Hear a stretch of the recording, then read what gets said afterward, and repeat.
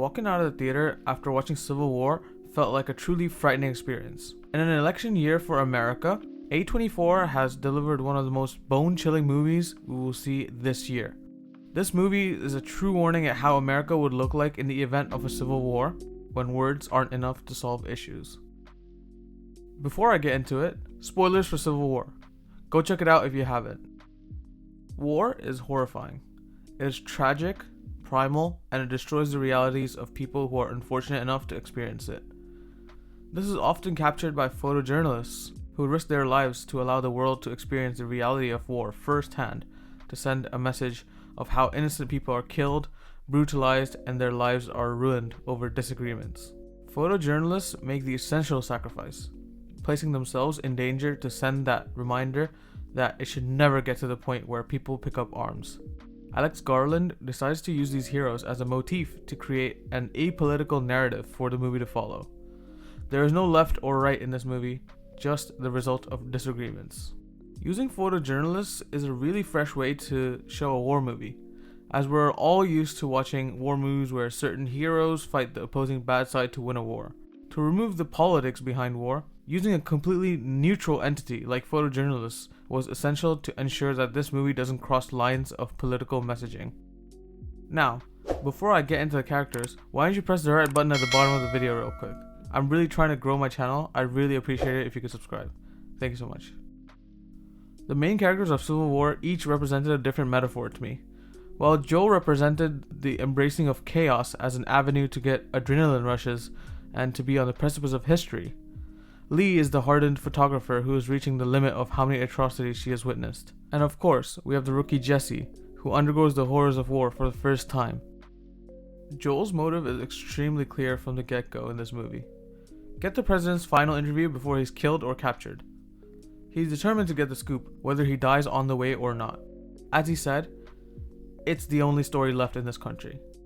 We're shown how he's the over-emotional drunkard, clearly coping with joints and alcohol in the nights to get sleep, but how he so clearly fiends for the adrenaline that comes with following the guerrilla skirmishes and for the fighting on the front lines. Whether that is following the rebels to take photos and celebrating with them after a successful fight with the American military, or whether it is racing his friends down the highway while one of them jumps into his car. At this point, spiritually, he's worn down, and he just wants to get that big story, whether or not that means he dies or not. To stimulate himself, someone so torn by tragedy and horror, he jumps into said tragedy with open arms to capture footage.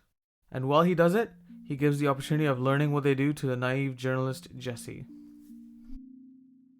Lee, the experienced veteran, is also following Joel's mission to get the interview, and is absolutely appalled at the state of the nation. Having experienced wars and taken some truly horrific photos, her motive was to send a message to America, that war is not the solution. Yet here she stands, in the middle of a civil war in her own country. At her wit's end, she documents the war, from skirmishes to front lines. As she grapples with her own reality, she asks herself this question. If the warnings embedded in the photos she took over the years was ignored by her country so easily, what was the point of going through the atrocities and taking them while risking it all? Enveloped by these thoughts, she makes her way to DC with Joel. Both Joel and Lee, these hardened journalists, are truly detached from reality, addressing it as a social concern, while they continue to seek the adrenaline from taking photos. Someone else who tags along in this ride is Jessie, the rookie photojournalist who was saved by her hero, Lee, from the self-ending bomber at the start of the movie, finds herself in this rare position of potentially learning from her hero. As she eagerly joins Lee and Joel on this road trip to DC, she interacts with the true terror of war for the first time in her life. Being frozen up, facing true malice, and forcing yourself to take the photo is one of the hardest things that someone can do, and Jessie learns this through the movie. Forcing yourself to move is the best way someone can learn something, and this is exactly what Jessie does. As she gains confidence and we progress through the movie, we see the young adult over-eager to get the photos that she's trying to take. She's told to hold back, given strict instruction to be careful, yet she jumps in, almost getting herself killed multiple times. This arc of Jessie's confidence and eagerness, combined with the thrill of photographing war, creates a talented but severely dangerous photojournalist for herself and for the people around her. We see her slowly embed herself well into the group as the movie passes the halfway point, and we meet Tony and A, Joel's friends in the photojournalist industry. We are treated to a very exhilarating yet chilling scene of both Tony and Jesse swapping cars on the highway, which is underscored by the worry of Lee. As both of them cross over, A speeds off, and Lee's group almost crashes. It feels strange, like the air has sucked out of the group. They speed up and try to catch up with Jesse and A's car, only to find it empty on the side of the road near a house. Here is the best scene of the movie, by far. As the journalists realize what's going on, we witness a truly terrifying scene.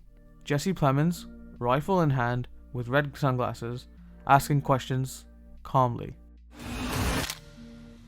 Okay, what kind of American are you? Finger on the trigger, the tension on a knife edge. Cold, calm, and asking the simple question. Silence envelops the audience, as the characters are truly at the mercy of Jesse Plemons. As Joel bargains with Jesse, A is shot. Lashing authority over everyone, Jesse repeats his question and starts talking about America with Joel, Lee, and Jesse. Florida, Colorado, Missouri. Central Americans, he concludes. Now, that's American. The gun then points at Tony. What kind of American are you? Tony, who's undergoing a mental breakdown at the sight of the death of his friend, answers, Hong Kong. And Tony joins A, dead from the barrel of a xenophobe. It's always racism. As the truck next to Jesse starts to empty into a ditch, Garland, the director, subtly points out the ethnic cleansing that usually follows the tune of war. It's far too common, and it's unbelievable that in the 21st century, when the world is more connected than ever before, we find ourselves at the precipice of more racism than ever. In this one scene, Alex Garland puts all his cards on the table. Polarized essentialism, when combined with political ideology and racism, tears a country apart. And it is all too easy to witness in this one moment of the movie. Jesse Plemons is truly a master of taking on such roles, and he executes the scene with perfection. With this, let's jump into the finale of this movie. As the Western Front storms DC and the White House, we witness the coming of age for Jesse as a photojournalist.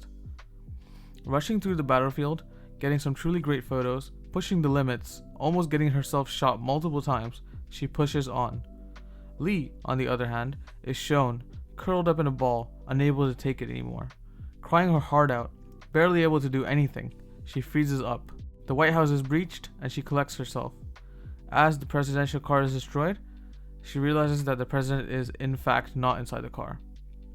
As the movie reaches its climax, we find the protagonist inside the White House as the Western Front fighters fight the remaining of the president's forces. Jessie, finding herself in the zone, ignores the warnings of the soldiers, jumping in and out of gunfire. At this point, the photo matters more than anything. History is being written, and she can't, in good faith, consider her well-being over the photos that would change the nation. She jumps through the corridors, running past bodies, taking photos. However, she crosses the line. She jumps straight into gunfire from the presidential fighters, and in a heart-wrenching scene, we witness the graduation of Jesse as a photojournalist.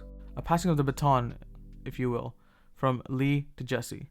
Lee, sick of being the person taking the photo, finally jumps in the fire, experiencing the horror that she has been capturing her whole life. She saves Jesse, taking the bullets in her back, as Jesse is left stunned.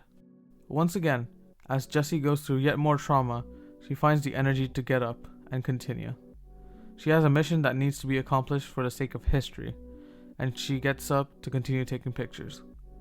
The president is swiftly taken out, as his final words are him begging not to be killed. The movie hard cuts, and we're left to process what just happened. This is truly what cinema exists for. In such a dangerous political landscape, on an election year for the US, Alex Garland offers us the reminder that no matter how divided we find ourselves in opinion, it should never come to this. He manages to deliver the message with a mostly apolitical foundation, as he achieves this through using a neutral party like photojournalists. I was truly in awe from this movie. I'm really looking forward to what Alex Garland does next, and I hope you guys enjoyed it too. As I sign out, I'd like to really thank everyone for the success of my latest video, which had 20,000 views. It's the biggest video on my channel, and I'm truly grateful. I also hit 200 subscribers, which is crazy. I hope you guys keep subscribing. Thank you so much. Like and subscribe. Take care, and peace.